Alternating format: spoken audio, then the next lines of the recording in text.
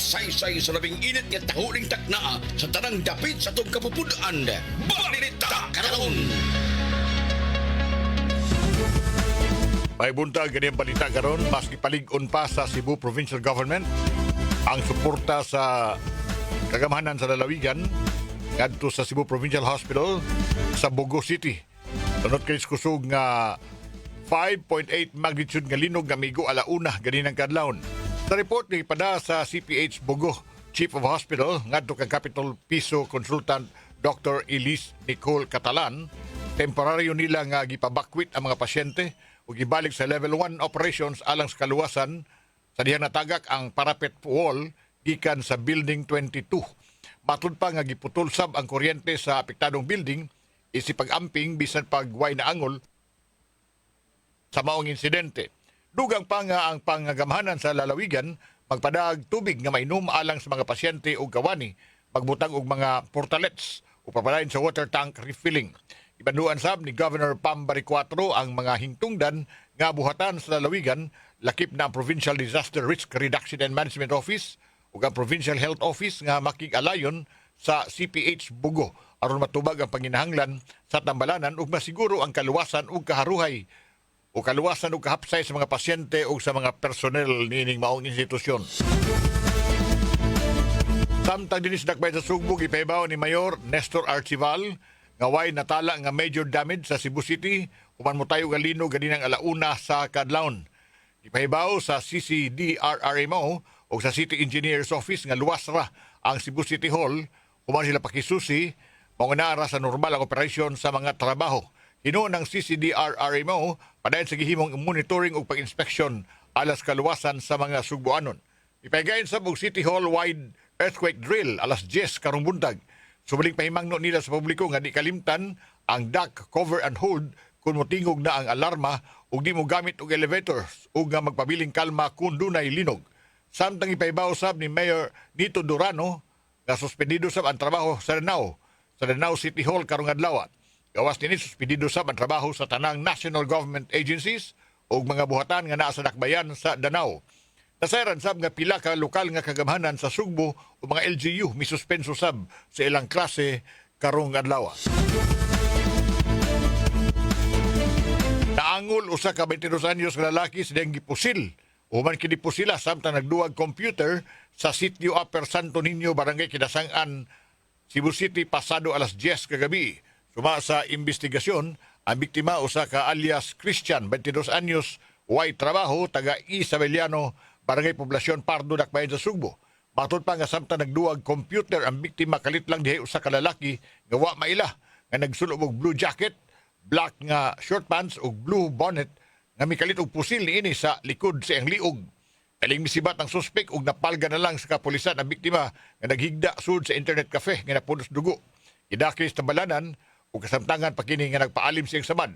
Sa pagkakaroon pa ng follow-up operation sa kapulisan pagpangita sa maong responsable sa krimen ingon man kung unsay motibo sa maong pagpamusil. Z Plus Super Dismay Padilla sa Dulas! Padayon sa itong mga balita, lain na sa dugong hitabo, lain pusil, doon na yung babay, gipusil. Sa iyang kaipon, naangol, wa mamatay. Ano yung report? Super Dismay, Padilla Dismay, go ahead. Alas 10:20 kagabi ang Mabolo Police Station 4 Cebu City Police Office na karagtawa pamusik sa sitio Upper Panabang, Barangay Apas sa syudad sa Sugbo. Dali kining girespondihan sa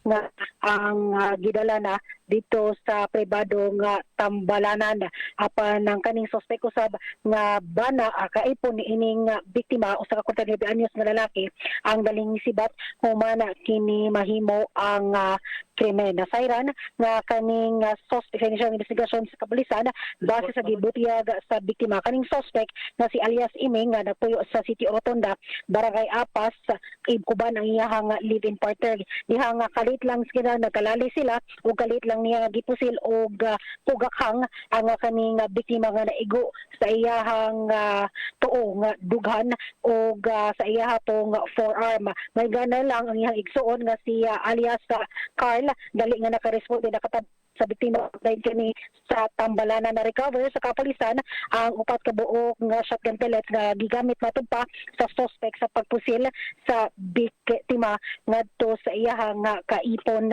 nga abay.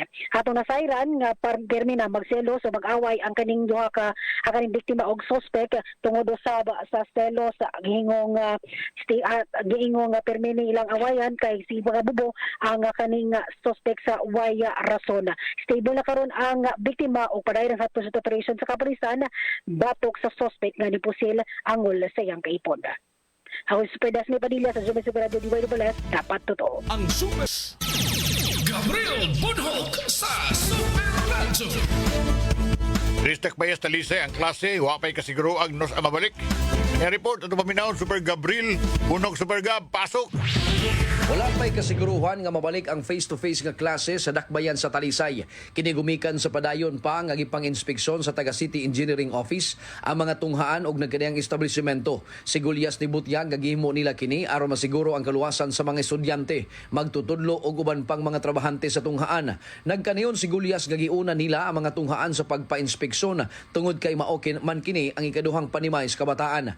Kaganihang nga kadlawon gipukaw ang kadaghanan gumikan sa lain na sab nga pagtayog sa yuta. Nahibaw-an nga 5.8 magnitude ang natala nga linog nga mipukaw sa mga tulog nga Talisaynon. Sigon pa ni Gulyas nga dili mahuman og usa ka adlaw ang pag-inspeksyon busa hinay-hinay lang ang pagsusi sa mga edipisyo aron siguro nga luwas.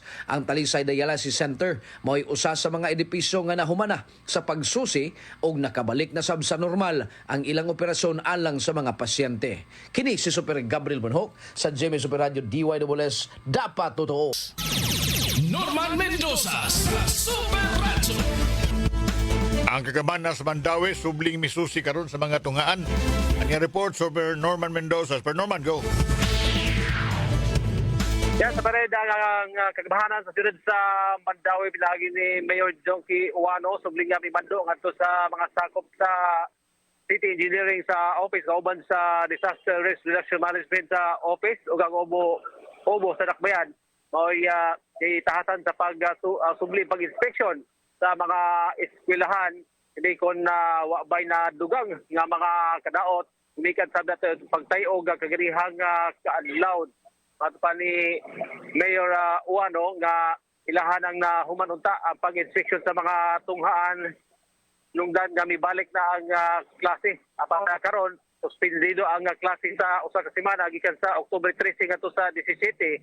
Ito sa himo na pagbalik ang inspeksyon og dili lamang ang tanang mga pampubliko nga eskwelahan, kita usab ang tanang mga government offices dinhi sa syudad sa Mandawi. Kini sa Norman Mendoza sa GMA Super Radio DYWS, dapat totoo. Ang Super Radyo DYWS.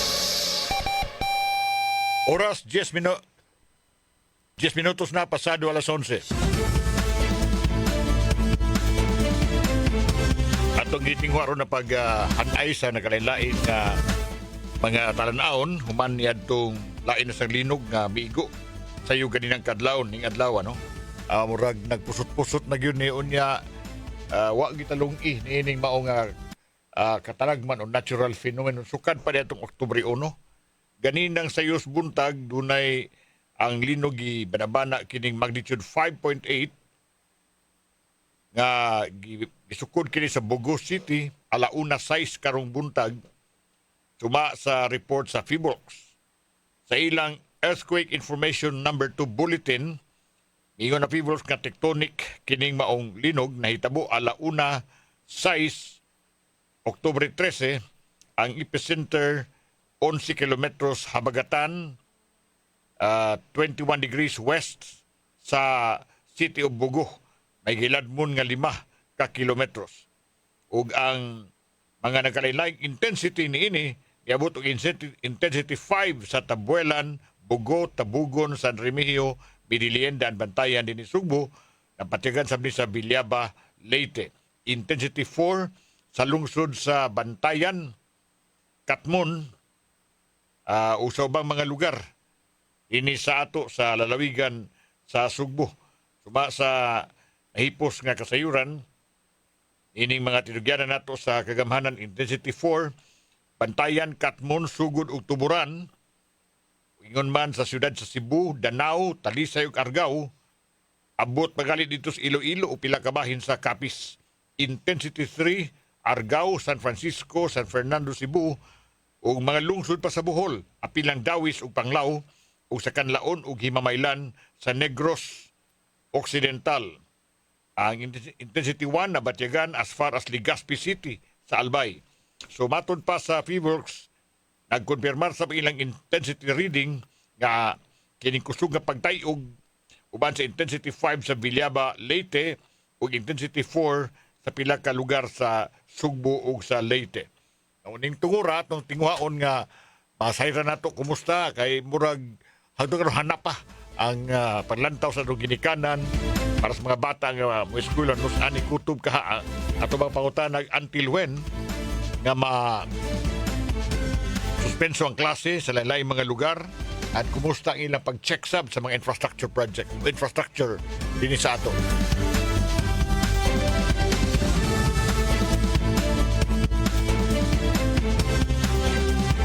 Ikaw ba si Director Salustiano Jimenez sa Department of Education? Ato siyang sa speakers linya karon. Good morning, Director. Hello.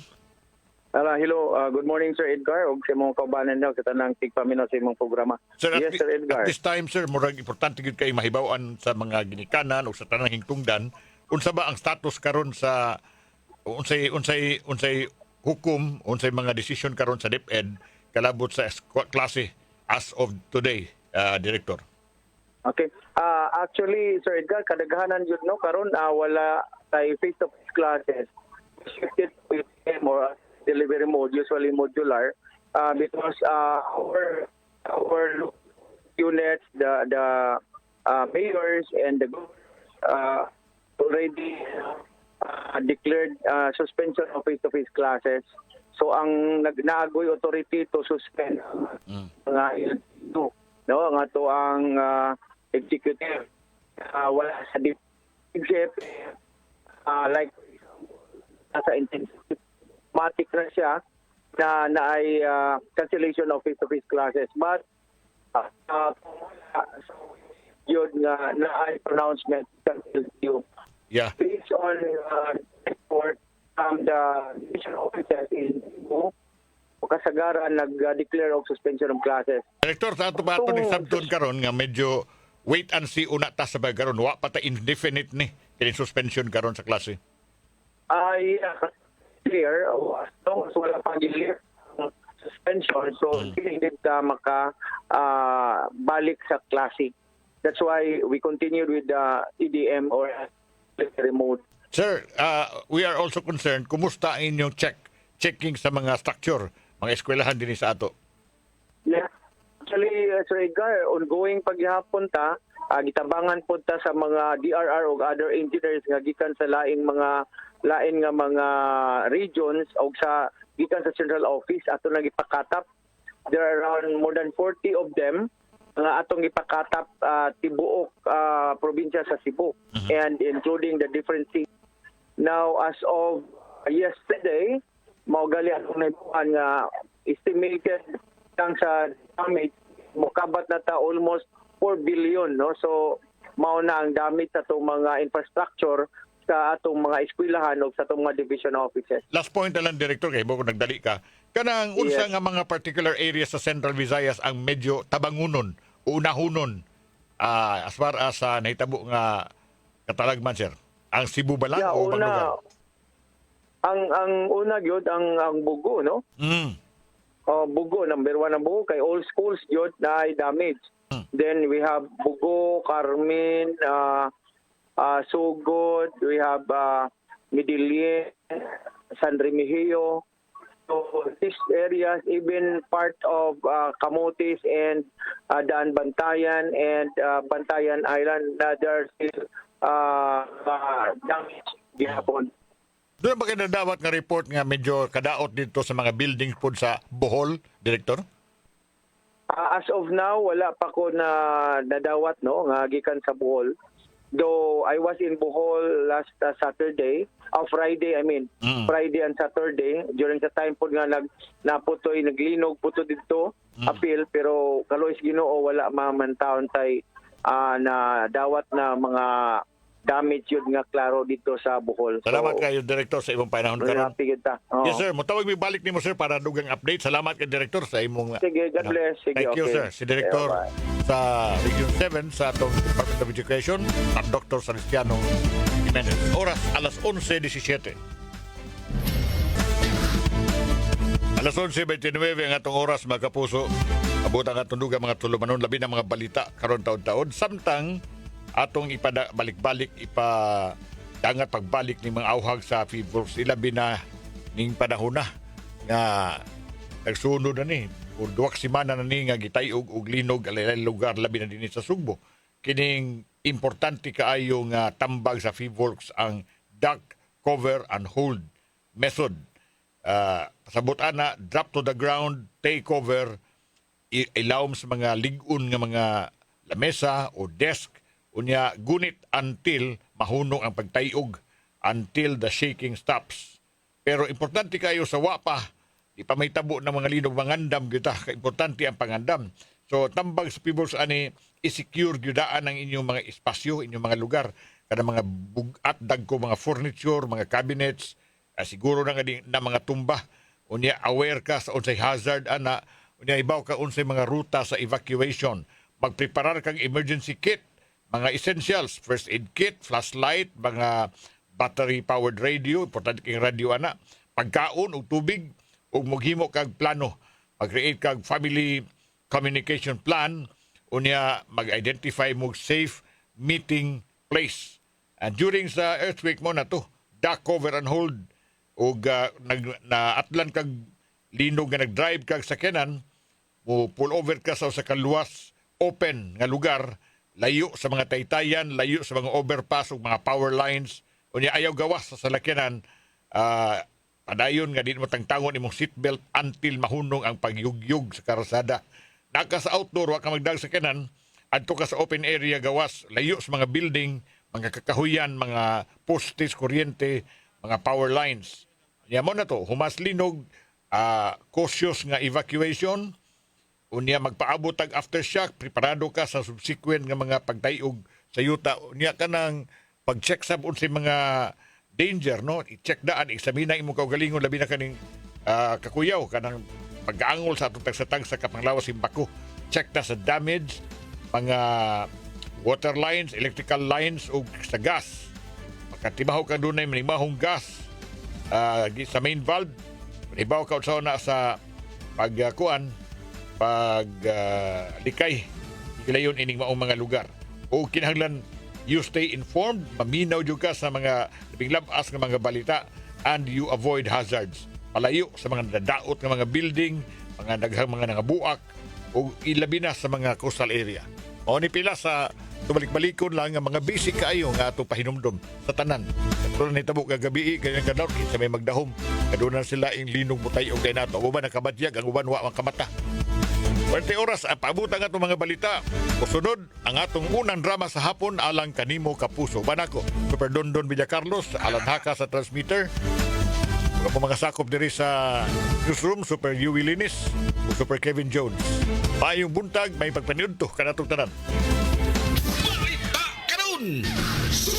Lloyd Suarez sa Super Reporting orasa, mopadana sa dugang tabang ang gobernador dito sa Bugo. Human kita iugang linog ganinang kadlawon. In-report, Super Lloyd Suarez. Super Lloyd, pasok! Super Radio.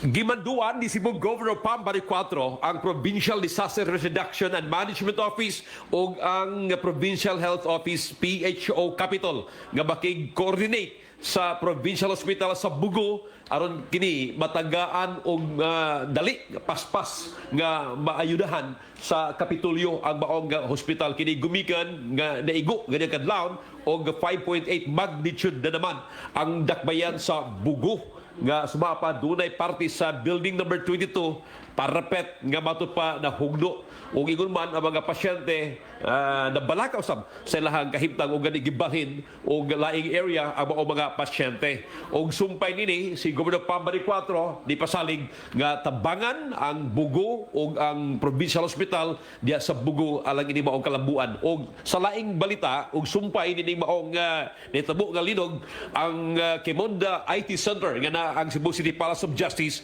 gi suspenso ang trabaho sa karong buntaga until further notice kini gubikasab sa kamanduan sa Korte Suprema kay mohimo sila og reassessment, re-inspection sa maong building kini gumikan kay sa unang igo nato September 30 dunay dako nga parte sa wall bungbong sa maong building sa Kemonda nga perti yung gusbata. Kini si Lloyd Suarez sa GB Super Radio DYSS dapat totoo. Super Radio.